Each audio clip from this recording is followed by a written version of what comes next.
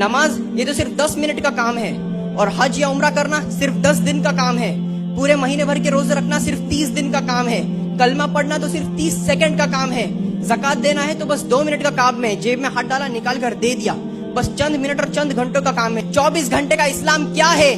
24 घंटे का इस्लाम हमारा अखलाक है, हमारा किरदार है, हमारा अदब और झुकाव है, हमारा रिस्पेक्ट देने का तरीका है, और हमारा किरदार ही ये दलील देता है कि हम एक सच्चे और वेल एजुकेटेड मुसलमान हैं। भले ही आप अपनी लाइफ में आगे बढ़ जाओ, पैसा, दौलत, शोहरत आप लोगों की लाइफ में सब कुछ मिल जाए, लेकिन अगर आपका कैरेक्टर सही नहीं है, अगर आपका अखलाक सही नहीं है, तो अल्लाह की नजर में आप पूरे इस दुनिया के लिए सबसे बड़े गरीब इंसान हैं। उसी जगह अगर कोई एक गरीब घराने का बेसहारा बेचारा इंसान है, जिसके पास पैसा तो नहीं है लेकिन उसका कैरेक्टर, उसका किरदार अव्वल दर्जे पर है, टॉप लेवल पर है, तो वो इस दुनिया का सबसे बड़ा अमीर इंसान है, सबसे बड़ा मालदार इंसान है। क्योंकि वो বান্দা খালি রোজা রাখে, ফেরেশতারা কিছু লিখতে পারে না আমল নামায়, কারণ আল্লাহ বলে এটা কিছু লিখিস না, কারণ আসসাউমুলি, এই রোজা রাখছে আমার জন্য, ওয়া আনা আজজি বিহি, এই রোজার সওয়াব, প্রতিদান, অ্যাওয়ার্ড এটা কিয়ামতের দিন আমি আল্লাহ নিজ হাতে দেব, নিজ হাতে দেব। আরেক বর্ণনায় এসেছে ওয়া আনা উজজাবি, আমি আল্লাহ নিজেই হয়ে যাব রোজার প্রতিদান। সুবহানাল্লাহ পড়েন। এই পাথরটাতে চুমু দিলে জীবনের গুনাহ সব মাফ করে দেয় কে? এটা জান্নাতি পাথর। কিয়ামতের দিন এই পাথরকে আল্লাহ একটা জিহ্বা দিবে, ঠোঁট দিবে, দুটা চোখ দিবে, আর কিয়ামতের দিন আল্লাহর সামনে দাঁড়িয়ে এসে সাক্ষ্য দিবে যে আল্লাহ তোমার এই বান্দা আমার চুমু দিয়েছিল, এ দিয়েছিল, এ দিয়েছিল, এদের সবাইকে মাফ করে দাও।